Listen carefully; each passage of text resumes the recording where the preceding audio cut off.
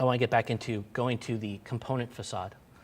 So here, after the creation complete, we've called our facade called the login startup, and we're going to pass in the actual login component there too. So the component facade here, this was a tough way of setting up this facade.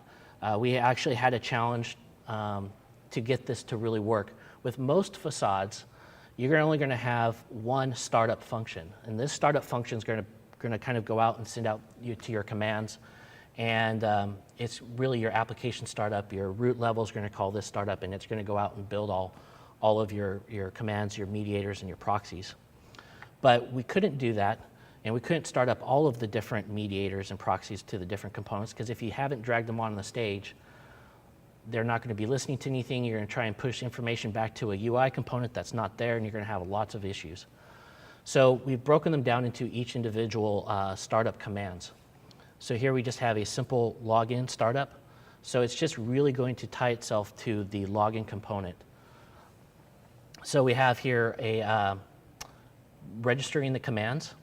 When we do that, we're actually using a notification type system where we're going to be listening for a login startup, and then we're going to send that, when that's actually heard, to a login startup command.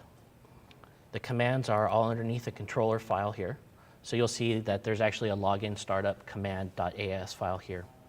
So we also have other things trying to log in, log out. But right away, when that thing is called, we want to go ahead and dispatch the notification event with login startup. So the command will actually be going, hey, cool, come over here. We need to execute some code. We're starting up. And there we're actually going to pass in the component itself, basically. So now we go into the startup command. And here all we have is one function. We just have an execute function. That's really easy. Since we sent in a notification, we actually need to be listening for the iNotification instance of that. I've called it MindNote. And here we're actually going to take that application of login.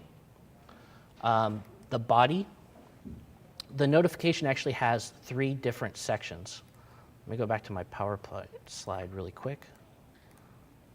So the notification has 3 different sections. The first one is called the name. The second area is the body, and the third part is the type.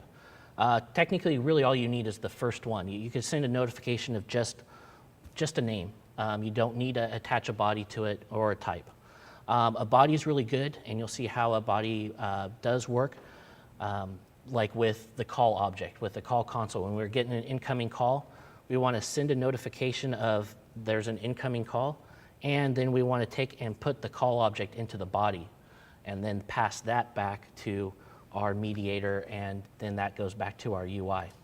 The type can be another parameter that you can really kind of set to kind of differentiate between some of the notifications. We don't use that much. There's going to be some places where we're going to need it, but we won't really go into the type too much here. So just wanted to kind of get you guys to see that, that the name and the body are part of the notification. That really comes into effect right here when we're listening to the notification and we get that back. We want to take that body, which is basically that login component itself, and just set it to application. So that's what the note.getBody is for. Some of the notifications that you're going to see in some of the, when we get into the observer part, you're going to see a lot of note.getName, and that's going to be the actual name of the dispatch or the notification name of itself. So with this, we're going to go and tell the facade really to go ahead and register the login mediator with the actually the form view, and then also go ahead and register the proxy.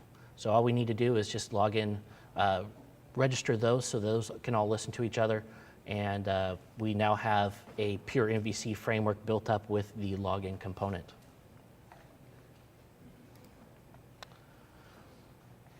So now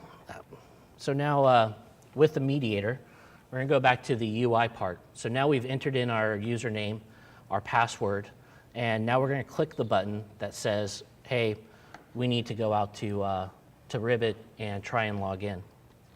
So here we have our UI components here, their username, password. Once we've clicked the button, we're going to do just a little check login really quick. Check to make sure that there's a username and there's a password. If everything's okay, we're just going to go ahead and dispatch an event. And the mediator itself is going to be listening for this event. So here underneath our view, we have our mediator. When that gets registered and started up, we can actually add in event listeners back to the login form here. So we have here, we have a new event and we have submit login. Now, once that's pushed out, our login mediator is going to go, cool, I've listened for it. Here it is, here's my submit login, and I want to pass this to this function here. So we'll go down here to our submit login. So don't mind some of the trace statements. Obviously, we're just still developing these and getting these out there and whatnot, but just to kind of let us know that everything's going in the right process. So here, we're going to actually tell the form itself, go back to the user status, and just say we're going to update the status of that screen just to relay that we're trying to log in here. And then we're going to go ahead and create a value object, and we're going to take that form, the form text input fields, and pass those into the value object here of login form. And so once we've done that, we've grabbed the username and password, we're going to send another notification off to the component facade for try login. So I don't know if you remember back at the component facade level, we actually have another command here for try login. So once that's kicked off from the mediator, this is going to tell it to go into the login command and do any process it needs to do there. This is actually where we could actually add the check to make sure all the form fields are filled out, that the email, the email is an email format type things. And if it doesn't work, we could send a notification back to the mediator to let the UI know. Or if it does pass all the requirements, we could send it off to the proxy and do all of our stuff there. So here we've passed in our virtual or our value object in the body of that notification. And so we're going to get that out as user VO. So from here, we're going to call the proxy to go ahead and do the login try with the Ribbit request. So now we're going to check out the proxy here. I know there's a lot of stuff here. One of the main things that we've imported into this one is our services file. This gives us our connection to Ribbit.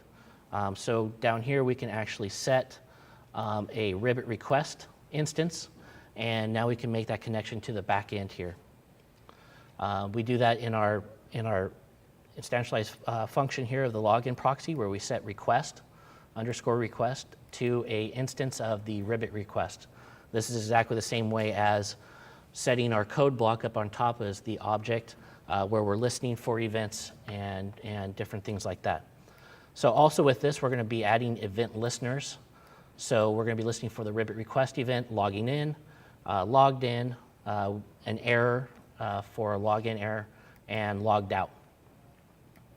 And basically, these are just the functions within inside of here that we're going to call. So as you can tell from my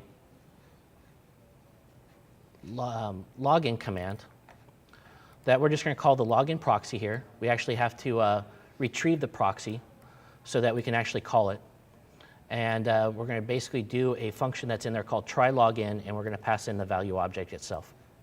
Try login. Set the value object. Here we have the request. It's a Ribbit request. We go ahead and do the login, and we pass in the username and password. And then we're also going to kind of pass in some flash vars there. We can also set the application ID, dev ID, in the parameters. That will kind of populate these fields here too. So this goes straight to Ribbit, just like how we did before with the code samples. And as we're listening for it, once we've actually logged in, we're going to get that event back, and we're listening to it now in our proxy.